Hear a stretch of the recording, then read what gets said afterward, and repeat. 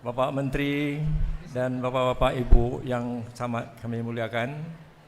Pada kesempatan ini saya Dirwan Ahmad Darwis, Deputi Presiden Minang Diaspora Network Global, diamanahkan untuk membaca beberapa profil, ada 5 profil dari para penerima anugerah atau yang akan diberikan oleh Minangkabau Diaspora Network Global. Tanpa memperpanjang waktu lagi, saya akan membacakan satu persatu profil beliau. Yang pertama adalah Tan Sri Dr. Ais Yatim. Tan Sri Datuk Sri Utama Dr. Ais Yatim, 84 tahun, lahir pada 16 April 1942 di Jelebu, Negeri Sembilan, Malaysia, dan keluarga keturunan Minangkabau asal Palupuh, Kabupaten Agam, Sumatera Barat. Beliau merupakan seorang negarawan, politikus senior, tokoh intelektual, sejarawan, budayawan, seorang penulis yang prolifik, yang juga menekuni dunia fotografi, serta pakar di dalam pantun Melayu. Tan Sri Ais telah memberikan sumbangan besar dalam dalam pemerintahan, kebudayaan, sejarah, bahasa dan pemikiran Melayu dan Minangkabau, baik di tingkat nasional maupun internasional. Sepanjang karir beliau telah mengabdi di bawah 10 Perdana Menteri di Malaysia selama hampir 50 tahun. Tepatnya 49 tahun lebih. Akhir pengabdian Tan Sri adalah di lembaga legislatif, yaitu menjabat sebagai Presiden Dewan Negara Malaysia dari tahun 2020 sampai 2023. Sedangkan karir di lembaga eksekutif yang dimulai sejak 1974 berakhir 2017, pernah memegang beberapa posisi menteri kabinet dengan 12 portfolio, termasuk Menteri Besar Negeri Sembilan setingkat gubernur kita pada 1978 sampai 1982. Beliaulah yang merangka kerjasama Kota Kembar Bukit Tinggi Seremban dulu. Kemudian setara dengan menteri, dan pada waktu yang sama beliau juga diamanahkan sebagai Presiden Universitas Islam Internasional atau International Islamic University Malaysia. Dalam sejarah Malaysia, beliau adalah satu-satunya individu terlama yang pernah menjabat menteri dengan 12 portfolio di berbagai kementerian. Saya kira ini kita perlu bangga. Tan Sri Ais adalah seorang pakar hukum. Beliau meraih gelar LLB dari Universiti Singapura dan gelar PhD di bidang hukum tata negara dari King's College London 1954. Atas ketokohan dan kepakarannya itu, pada 2016 beliau telah menerima gelar Doktor Kehormatan atau Honoris Causa dari Universitas Andalas, Padang. Dan atas jasa-jasanya dalam membangun kedekatan hubungan antara Indonesia dan Malaysia melalui Yayasan Ikatan Rakyat Malaysia Indonesia, melalui Ikatan Setia Kawan Wartawan Malaysia Indonesia, maka pada 2015 Tan Sri Ais juga pernah menerima anugerah Bintang Mahaputra Antara dari Lembaga Kantor Berita Nasional Indonesia, yaitu Antara.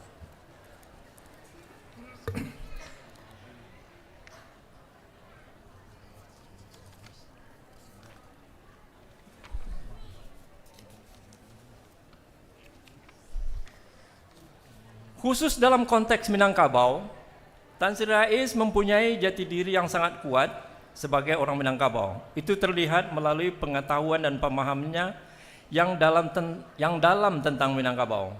Tercermin dalam sikap dan perilaku yang sangat mencintai budaya dan bahasa Minangkabau. Kita sudah sama perhatikan tadi. Bagi Tan Sri, orang Minangkabau kalau ketemu Minang seharusnya berbahasa Minangkabau. Ini konsep beliau.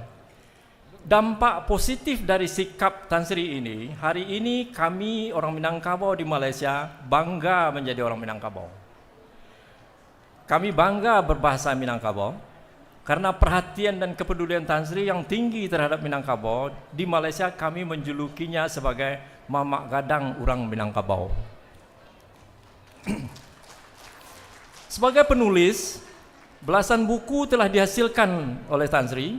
Beberapa diantaranya adalah tentang Minangkabau. Yang paling monumental itu adalah buku berjudul Adat The Legacy of Minangkabau yang dipublikasikan atau dipublikasikan pada 2015. Buku setebal hampir 500 halaman itu oleh Tan Sri Rais telah dikirimnya ke hampir 900 universitas terkenal di dunia. Dan ketika itu saya masih ingat, kepada saya beliau mengatakan, "Iku carwawa mangki Minangkabau ke persada dunia." Beliau juga menerbitkan Kamus Bahasa Minangkabau, buku Pepatah Petitih Minangkabau, buku Pantun sebagai Bahasa Indah.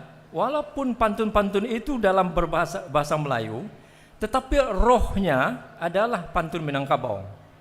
Baru-baru ini beliau juga telah menerbitkan buku Kaba Cindue Mato. Dan kemarin 2 hari yang lalu saya juga ditelepon oleh Adinda Dr. Suryadi dari Leiden. Beliau juga telah meminta Dr. Suryadi untuk menerjemahkan buku tentang nagari yang ditulis oleh Westeneng. Itu yang teranyar, yang terbaru. Selain itu, Tan Sri juga sering membantu penerbitan karya-karya beberapa penulis tentang Minangkabau. Penulis Ruslan Ismail Mage, saudara kita dari Tanah Bugis yang menulis tentang pemikir gadang Minangkabau, tak luput dari perhatian Tan Sri. Termasuk peran saudara Yos Mage Bapak Yuang yang aktif menerbitkan beberapa buku-buku Minangkabau sekarang. Beliau juga pernah mendanai penelitian tentang Minangkabau pra-Islam, tetapi sayangnya penelitian ini tidak sampai selesai karena ketua timnya almarhum Profesor Mastika Z dipanggil Allah.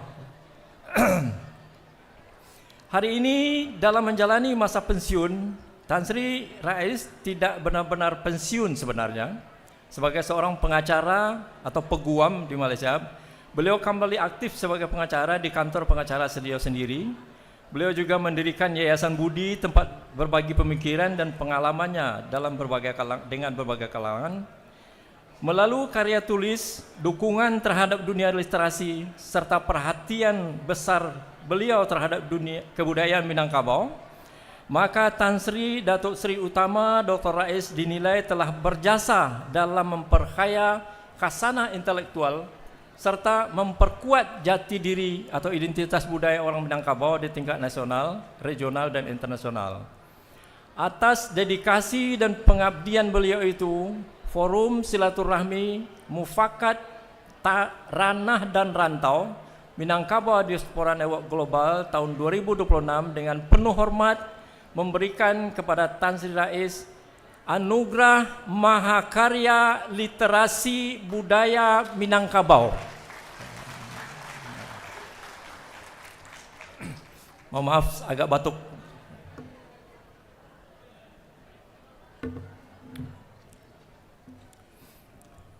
Yang kedua, saya ingin membacakan yaitu biodata atau profil dari penerima kedua, yakni Buya Mas'ud Abidin.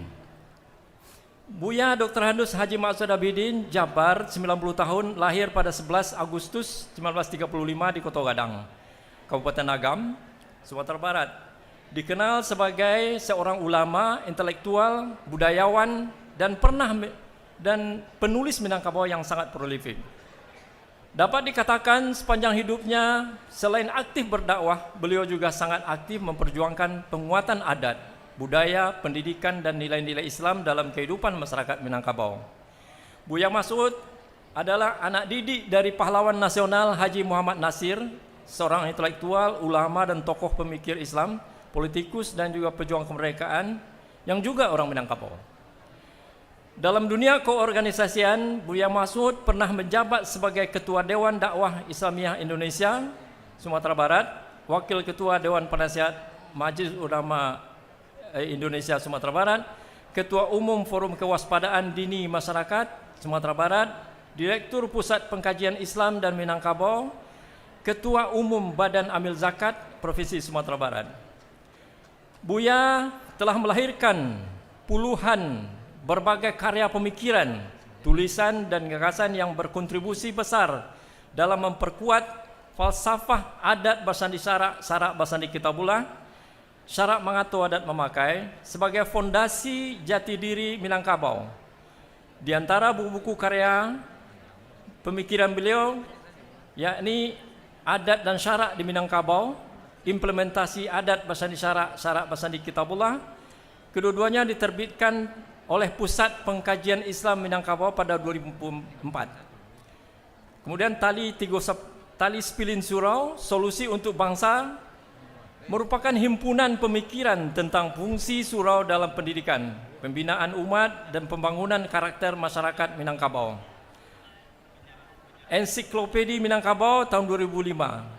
Karya besar ini menghimpun berbagai pengetahuan tentang sejarah, adat, budaya, tokoh dan peradaban Minangkabau, dan dianggap sebagai salah satu karya dokumentasi budaya Minangkabau paling penting. Belakangan ini Buya Maksud Abidin semakin bertambah umur, nampaknya semakin produktif, melahirkan berbagai karya bernuansa Minangkabau dengan mengumpulkan nanta serak, menjapui nanta tingga.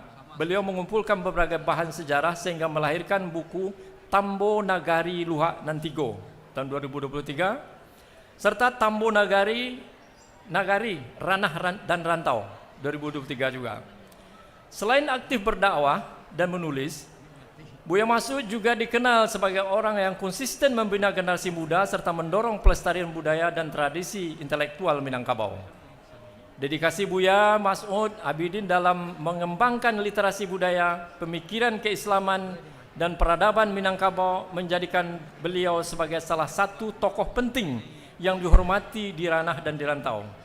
Atas jasa dan pengabdian tersebut, Forum Silaturahmi Mufakat dan Ranah dan Rantau MDNG 2026 dengan penuh hormat juga menganugerahkan Anugerah Mahakarya Literasi Budaya Minangkabau kepada Buya. Seterusnya saya akan membacakan 3 tokoh filantropi Minangkabau. Yang pertama adalah Profesor Dr. Haji Jurnalis Udin, 89 tahun, lahir 10 Juli 1937, berasal dari Nagari Sulit Air, Kabupaten Solo, Sumatera Barat.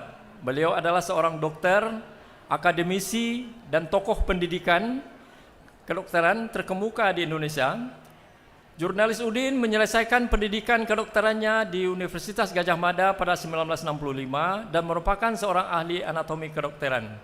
Dikenal sebagai pendiri dan pembina Universitas Yarsi serta Rumah Sakit Yarsi di Jakarta, juga pembina Yarsi Sumatera Barat. Ia merupakan figur kunci dalam pengembangan pendidikan kedokteran Islam dan juga seorang pejuang kemanusiaan. Selain itu, Jurnalis Udin dikenal sebagai tokoh filantropis Minangkabau yang aktif di dalam berbagai kegiatan sosial dan kemanusiaan, khususnya dalam membantu masyarakat kurang mampu, korban bencana alam, pembangunan rumah ibadah, dan dukungan pendidikan bagi generasi muda Minangkabau. Termasuk kepedulian beliau yang konsisten memberikan berbagai bentuk dukungan terhadap berbagai kegiatan Minangkabau diaspora yang terus-menerus semenjak MDNG didirikan. Ini mencerminkan semangat gotong royong dan nilai kemanusiaan yang menjadi tradisi luhur masyarakat Minangkabau yang ada pada diri Profesor Jurnalis. Atas dedikasi dan pengabdian beliau itu kepada masyarakat dan kemanusiaan, Forum Silaturahmi Mufakat dan Ranah dan Rantau MDNG 2026 dengan penuh hormat menganugerahkan beliau Anugerah Pengabdian Kemanusiaan Minangkabau. Yang kedua adalah Nurhayati Subagat. Hajah Dr. Anda Nurhayati Subagat, 75 tahun, lahir di Padang Panjang pada 27 Juli 1950, Kedua orang tuanya berasal dari Nagari Mungo Tanjuang, Kabupaten Tanah Datar. Dikenal sebagai pengusaha nasional sukses, memulai usaha berbasis industri rumahan. Kini PT Paragon Teknologi dan Innovation merupakan produsen kosmetik terkenal, Wardah, dan menguasai mayoritas pasar kosmetik di Indonesia. Nurhayati Subakat juga dikenal sebagai tokoh filantropis asal Minangkabau yang memiliki perhatian besar terhadap pendidikan pemberdayaan masyarakat dan kegiatan sosial kemanusiaan.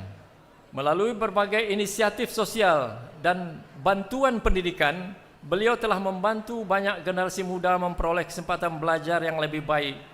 Penyaluran bantuan melalui Yayasan Minangkabau Diaspora sendiri sudah tak terhitung banyaknya. Ratusan beasiswa, bantuan bencana alam, termasuk bantuan ketika wabah COVID melanda negeri ini. Beliau melakukan berbagai bentuk bantuan dan dukungan lainnya terhadap kegiatan sosial, pembangunan masyarakat, dan berbagai program kemanusiaan lainnya. Nurhayati Subakat mendapat berbagai pengakuan atas tindakan filantropisnya itu dalam menjalankan usaha. Ia merupakan donatur sekaligus anggota Majelis Wali Amanat ITB. Pada 2019, ia menyerahkan dukungan dana abadi kepada ITB untuk pengembangan riset, beasiswa, dan infrastruktur. Ketika kasus COVID-19 merebak di Indonesia, perusahaannya juga menyumbang dana yang sangat besar untuk penanganan pandemi. Bantuan itu didistribusikan dalam bentuk alat kesehatan, alat perlindungan diri kepada lebih 40 rumah sakit rujukan di beberapa provinsi. Langkah Ibu Nurhayati tersebut telah mendorong kolaborasi penanganan COVID-19 di Indonesia. Nurhayati memperoleh sarjana S1 dalam bidang farmasi dan menjadi lulusan terbaik ITB 1975. Kemudian berbagai penghargaan telah diterimanya, antara lain sebagai 20 wanita bagi masyarakat Minangkabau di ranah dan rantau. Atas dedikasi dan pengabdian kemanusiaan beliau, Forum Silaturahmi Mufakat Ranah dan Rantau dengan penuh hormat hari ini juga memberikan anugerah pengabdian kemanusiaan Minangkabau kepada beliau. Terakhir adalah Haji Yendra Fahmi yang lahir di Pekanbaru pada 23 Januari 1971, berasal dari Nagari Sulit Air, Kabupaten Solo.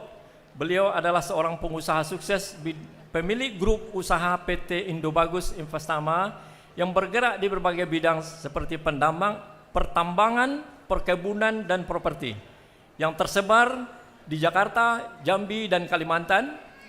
Selain itu, ia juga memiliki PT Aden dan Mas yang kini merupakan dealer Mercedes-Benz terbesar di Indonesia. Yendra Fahmi sempat meneruskan pendidikannya ke Fakultas Hukum Universitas Indonesia pada 1998, namun karena ketertarikannya ke dalam dunia bisnis, ia tidak menamatkan kuliahnya dan takdir membesarkan namanya di dunia usaha. Beliau juga dikenal sebagai tokoh filantropis asal Minangkabau yang aktif membantu masyarakat melalui kegiatan sosial, pendidikan, bantuan kemanusiaan, serta dukungan terhadap pembangunan masyarakat Minangkabau di ranah dan rantau. Pada 2019, ketika terjadi kerusuhan di salah satu tempat di Indonesia yang sangat berdampak terhadap kehidupan para perantau Minangkabau, aksi kemanusiaan yang sangat berarti telah dilakukan oleh Yendra Fahmi dengan membantu memulangkan ratusan perantau ke kampung halaman mereka masing-masing di Sumatera Barat. Yendra Fahmi juga sering membantu membantu pendirian tempat-tempat ibadah baik di dalam maupun di luar negeri. Surau Sydney di Sydney, Australia merupakan salah satu yang pernah mendapat perhatiannya. Berkat donasi beliau, impian warga Minangkabau dan diaspora umumnya untuk memiliki masjid di Sydney berhasil diwujudkan. Beliau juga aktif mendukung berbagai kegiatan Minangkabau Diaspora Network Global dalam memperkuat hubungan ranah dan rantau. Oleh karena itu, atas kepedulian dan pengabdian beliau kepada masyarakat Minangkabau, Forum Silaturahmi Mufakat Ranah dan Rantau Minangkabau Diaspora Network Global 2026 dengan penuh hormat juga memberikan kepadanya anugerah pengabdian kemanusiaan Minangkabau. Demikian 5 penerima anugerah yang sudah saya sebutkan tadi. Semoga menjadi kebanggaan bagi kita semua dan menjadi amal ibadah bagi beliau-beliau yang kita sebutkan namanya tadi. Sekian, terima kasih. Wabillahi taufiq wal hidayah. Wassalamualaikum warahmatullahi taala wabarakatuh.